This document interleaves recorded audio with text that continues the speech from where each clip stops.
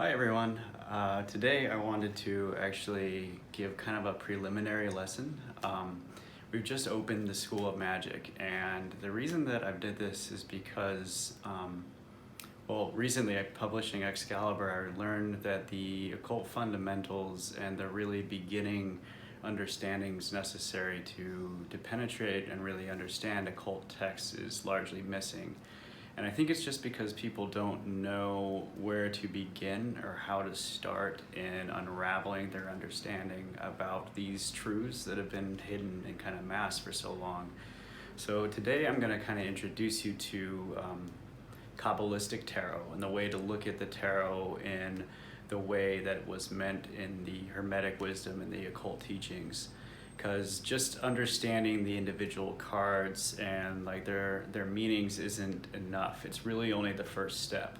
It's the alphabet of a much bigger language. And when that language opens up for you, that's when these texts are going to really make sense. And that's when you're going to be able to formulate your own spells, your own magic formulas, your own rituals, and everything to have much more power and much more, directed influence on what you're trying to change and how you're trying to create different things within your own life. So we're going to start here just with the bed. So this bed right here, if you want to film it, if you think about just the whiteness of here, we'll start with what is called absolute zero. So absolute zero is the infinite potentiality. Anything and everything proceeds from out of zero and is created then into the manifest world, into our material world that we can feel and touch. And so the tarot actually is a map of how this creation takes place. And it starts, first of all, with the Ace of Wands, which is symbolic of fire. And not only is it symbolic of fire, but it's also symbolic of the first letter I in IHVH, which is the acronym for Jehovah. This is like the name of God. So we proceed with fire. This is the initial stirring from out of infinite potentiality, when zero becomes one. And then it proceeds where it's matched by its receptor, which is the Ace of Cups. And then it continued with the Ace of Swords, and then the Ace of Pentacles. And this is what creates number one, or what we know as Kether, or the source. So what this is Hadit, or the motion of the universe extending towards a point. This point creates positive one. And this positive one is from where the rest of the universe and everything that we know proceeds from this point. It's essentially how God created the universe, how he created everything that we know. And so from this point in Kether, or this one, is where the Fool proceeds. Now if you notice, the Fool is numerated as 0, but is also associated with the Hebrew letter Aleph, which is equal to 1, 2. It's the process of going from 0 to 1, the same thing that occurred from going to 0 to our Ace of Wands. So what is happening then through this pathway from 1 into our 2s in Chokmah is that the 1 is being reflected. So the Ace of Wands is reflected through the Fool, creating the 2 of Wands, which is then received in water. You have fire and water. You have the 2 of Swords, and the 2 of Pentacles, air and earth. This side being passive or receptive, this side being active. So in addition, in Chokmah, in the 2s, is where you have your knights. So you have your Knight of Wands, Knight of Cups, Knight of Swords, Knight of Pentacles. And what this is it's a reflection of the one. It's not yet taken form. It's just the initial force that moves forward from the universe. That's why these knights don't symbolize necessary manifestation, but the beginning of a manifestation, the first movement that brings you towards an idea. it hasn't solidified yet into an idea. So in order to do that, it has to be received by a feminine principle, which, when connected through the Empress card, creates, and then also the Magician proceeding from 1 is how we create our 3, or Bina. This is the mother. So you have the 3 of Wands, the 3 of Cups, the 3 of Swords, and the 3 of Pentacles. Now also this is where we have our queens. So you have your Queen of Wands, your Queen of Cups, Queen of Pentacles, and Queen of Swords. This is where the idea becomes manifest. It's in the Trinity, and this is why it's called the supernal triad. It's when that first idea takes form. And just below the supernal triad is what is called the abyss. And this is why the 3 of Swords is considered sorrow, is that it is the beginning of consciousness as this idea is inverted and crosses over the abyss down towards manifestation. But it doesn't go into manifestation quite yet. So crossing the abyss, you have the High Priestess, which proceeds down. Now the abyss would be right here. And when she proceeds down, the influences then cross the abyss.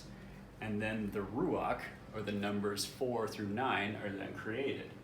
And it's important to keep in mind that they aren't created one at a time, but they're actually created all at the same time. Just like white light going through a prism of the abyss then becomes the spectrum of colors as it proceeds into the Ruach, or what is known, or what is the universal mind.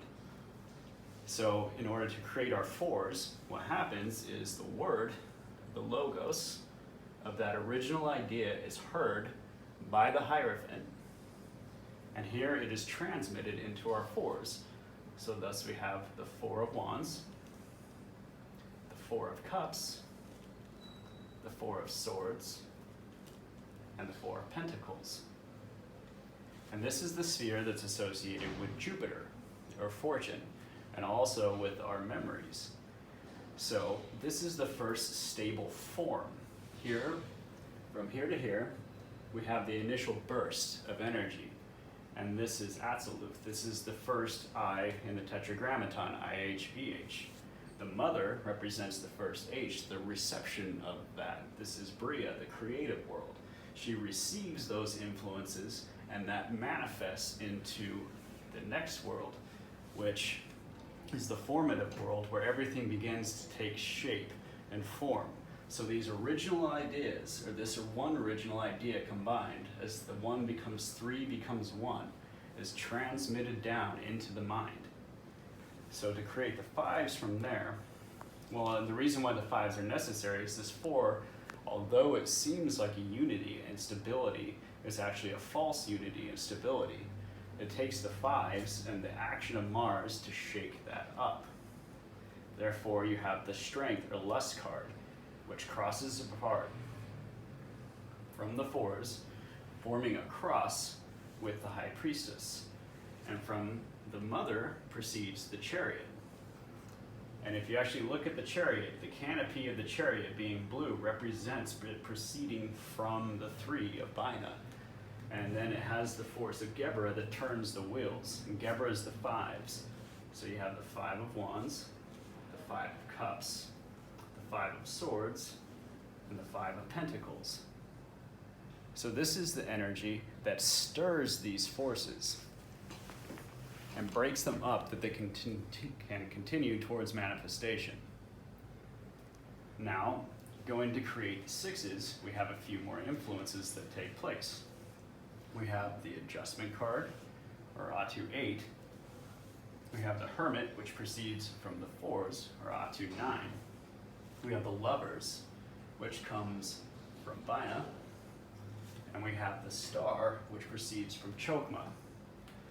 Now in the past, this was often conceived as being the Emperor, but according to the Book of the Law, the Star and the Emperor have been switched according to their Hebrew letter. And so she now takes this pathway. It's the new formula of the new Eon as opposed to the old Eon of Osiris.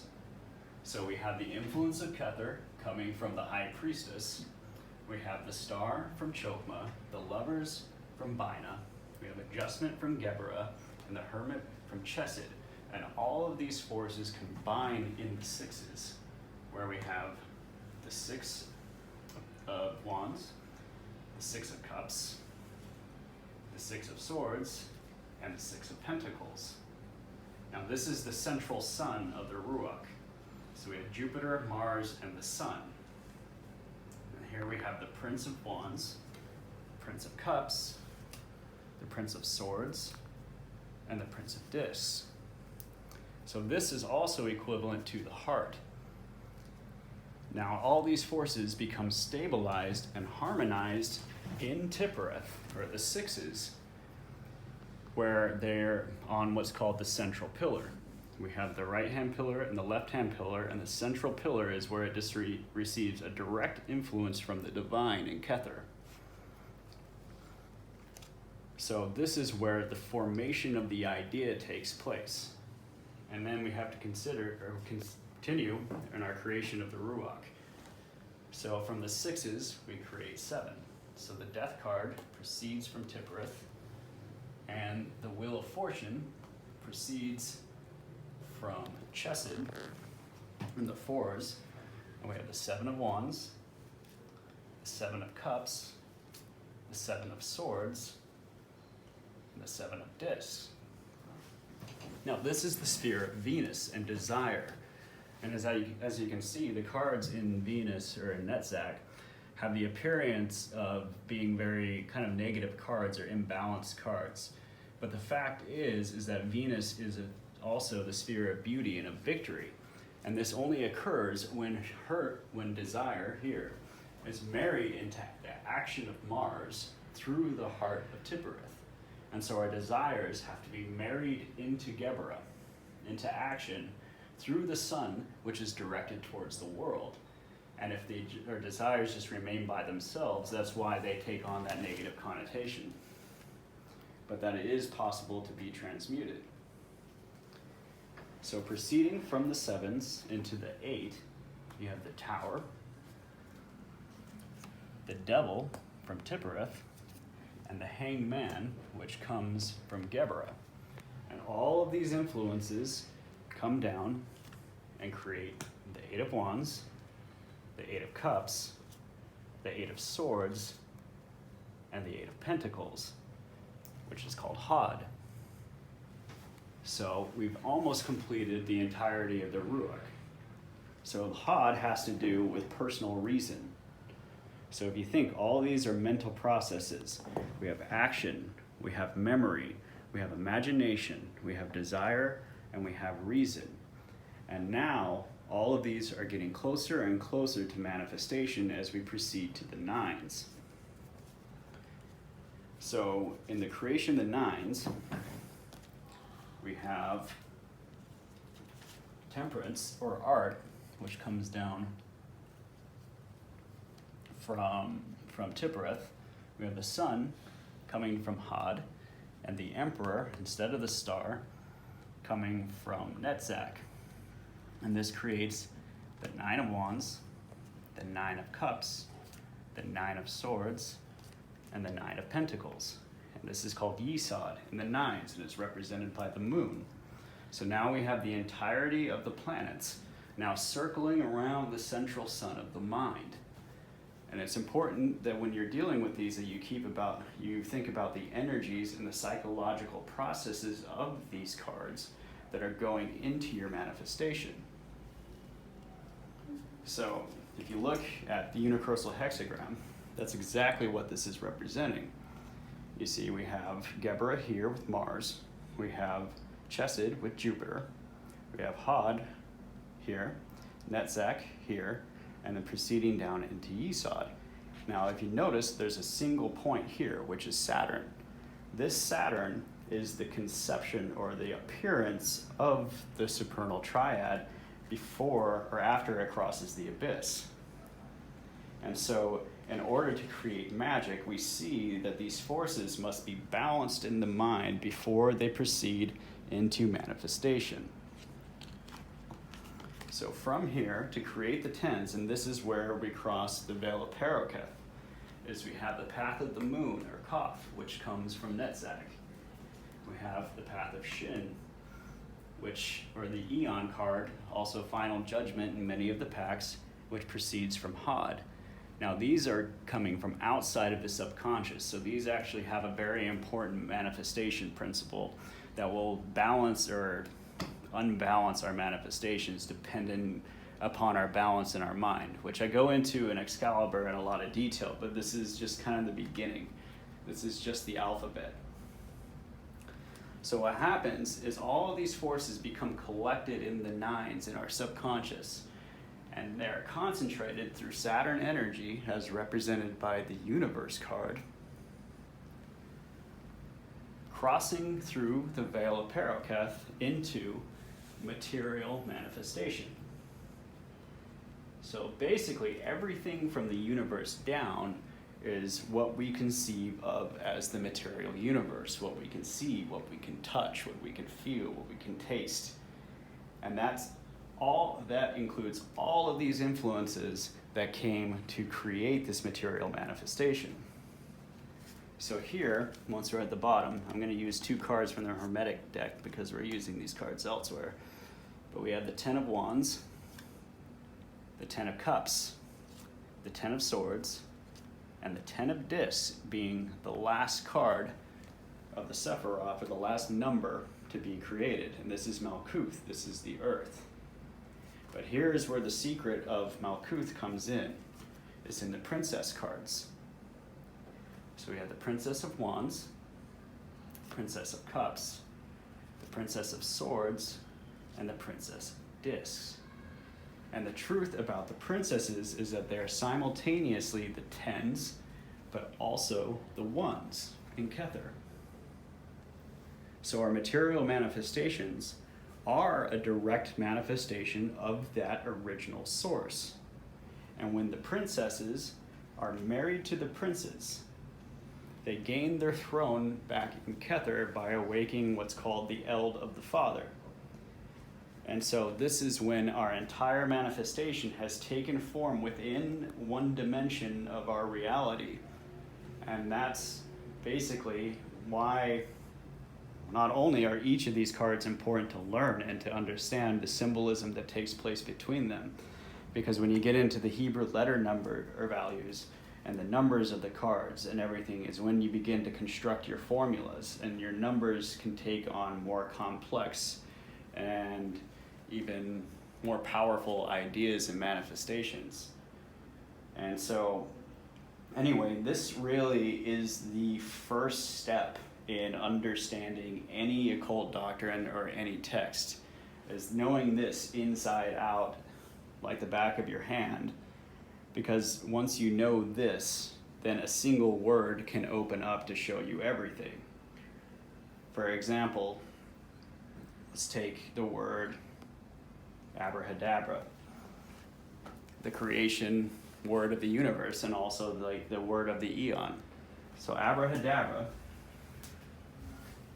you have the Fool, which is A, the Magician, which is B, the Sun, which is R, repeated again by a Fool.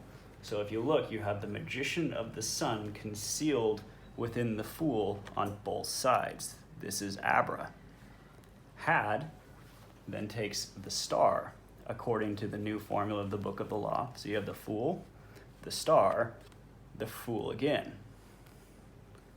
which then goes through the Empress, which is the multiplication of all of these ideas towards manifestation, which then ends in Abra, repeating the Fool, the Magician, the Sun, and the Fool towards our final manifestation. So by knowing these letters and knowing these numbers, every single word that you use can then begin to be analyzed for its numerical, vibrational, and magical properties. And that is how you begin to really hone in your magic abilities of creation, because the word is everything. What you talk about, the words you use, And the way and the energies in which you use them are the entire tarot. It's the entire manifestation of the universe in like every one of our actions. That's why every moment in your life has led you to this very specific moment. And everything that you do is a manifestation of everything leading up to that. And this is the advantage of the occult arts and of the occult sciences, is that when you study these and when you learn these and learn these meanings and learn these values and let it begin to speak to you in a different way, the whole world opens up to you in a way that you couldn't even imagine. And anyway, so this is just the first kind of lesson I wanted to introduce.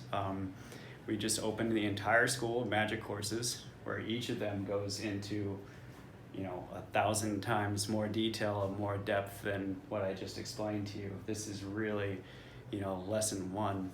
And, I wouldn't get discouraged by that either if you don't know what I'm talking about or these words don't make any sense, because in the learning of what they do mean and how that unfolds to you comes many beautiful realizations where you realize you really are the God of like your own individual universe.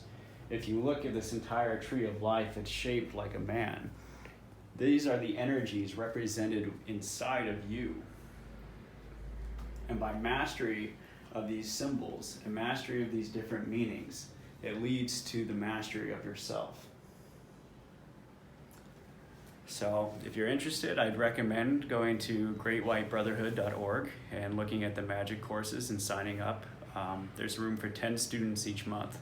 So I'd recommend signing up quick to get your spot. And also, if you're interested, Excalibur goes into detail on this and literally 10,000 times more information. And this book is written in levels too, so the more you understand, the more it's going to open up to you.